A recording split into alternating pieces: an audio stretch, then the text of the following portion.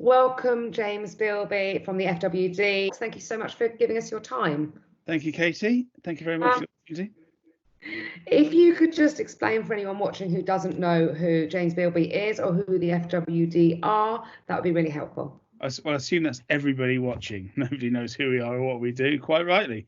But for those of you who don't know, which is virtually everyone, so my name's James Bielby and I'm the Chief Exec of the Federation of Wholesale Distributors. We represent the supply chain into retailers and caterers. So food and drink, which is being sold in retail and sold in the food service industry, will come via one of our members. So there's some very big guys like Breaks, Bidfood, Booker, Bestway, mostly all beginning with B, just by coincidence. And then a lot of smaller members as well, who are typically part of a buying group. There's about 7 or 8 different buying groups in the UK. Unitas is the biggest. And we have a range of different operations. So some wholesalers do food service and retail, some do purely retail, not many, and some do food service only. The majority probably do food service only. It's about 600 wholesalers that we represent in total. Okay, thank you very much. So bearing in mind that I'm asking you on behalf of FWD, but also what you saw from your members, what was the initial and immediate impact of the coronavirus situation when it all first burst onto the scene? Yeah, it's interesting because, as you know, it's been done in stages. So the reaction has been based on what guidance has come out from government. And initially, as you will remember, it seems like 3 or 4 years ago, it's probably only like 2 or 3 weeks ago, the government advised businesses in the hospitality sector that they should think about not opening. And some businesses did, others didn't. And that didn't necessarily land in the way that the government wanted it to. So then, as you will recall, they said, right, from tonight, basically, we are shutting down totally. And that had an immediate and major impact on the food service industry. So if you've got a business which supplies into pubs, restaurants, leisure, but also NHS, schools, care homes, etc., 70% of your turnover overnight disappeared. And the impact of that is really, really stark. So you're relying on that income to pay for the public sector contracts that you offer. Schools then close, which obviously caused problems as well. So there was an immediate impact overnight, which meant that businesses effectively were saying, right, we've got a problem here. We've got stock which we've placed on the market, which we haven't been paid for. We've got stock that we can't get rid of because there's no one to sell it to, and we owe our suppliers money. That was on the food service side.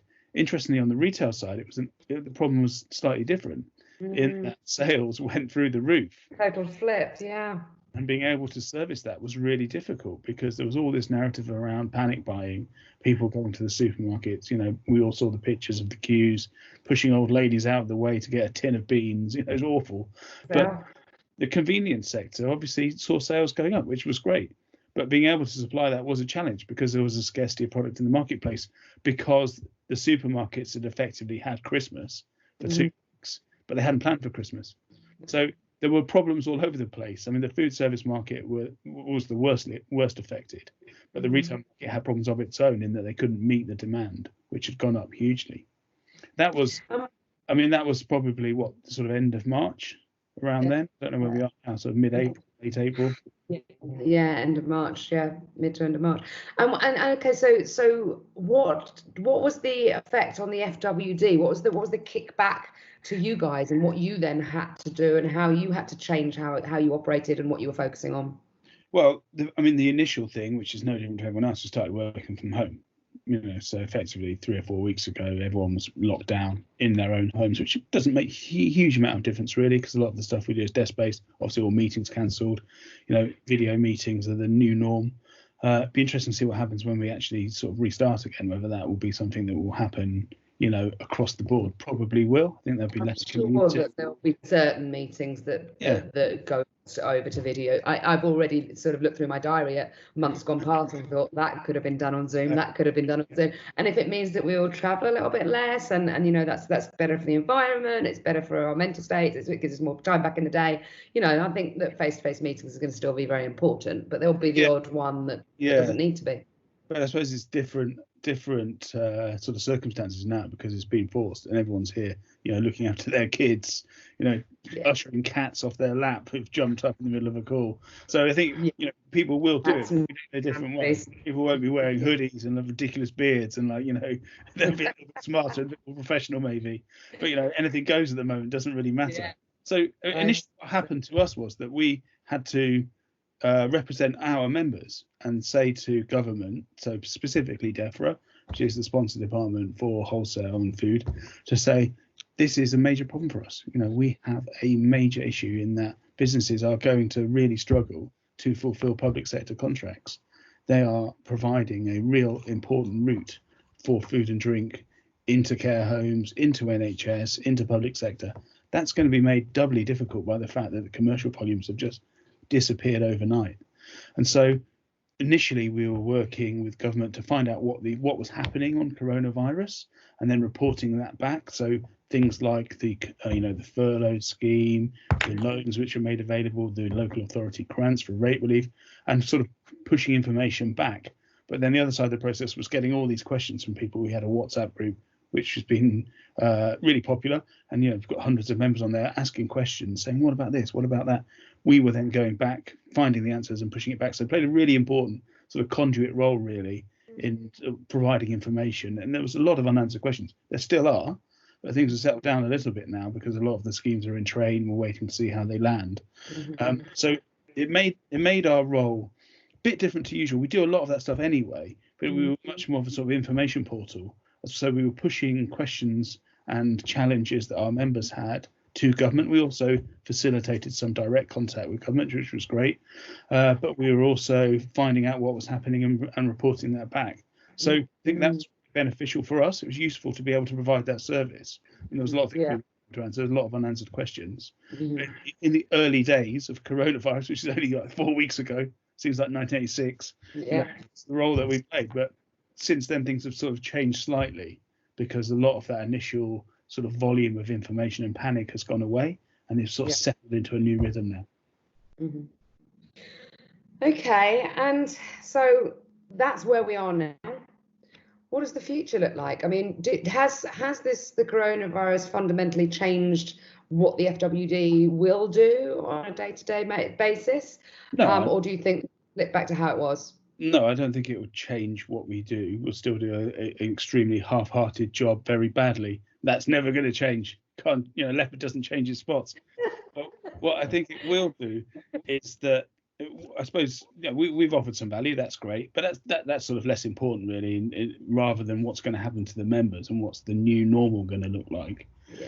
And so when we've been talking to government, we've been saying, what's happening about the support that's available whilst we can't trade. So things like furlough, things like the loans, those conversations are ongoing, but we're almost in the middle eight now, where we're coming through and we're going into the end of the song, if you like, to think, okay, what's it going to look like the other side?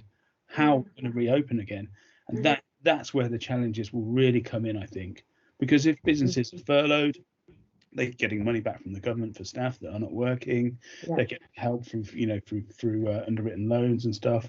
But when businesses are able to reopen, what's going to happen? That's going to be really difficult. So if you've got a cafe, a pub, a restaurant, they've got no cash. They haven't got any trading history for the last 2 months.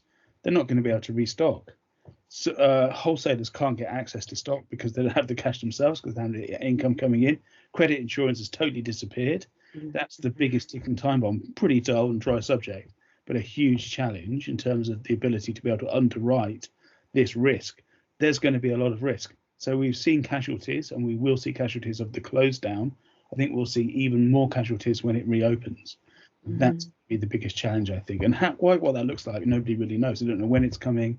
They don't know whether it's going to be staggered. Is it going to be regional? Is it going to be demographic?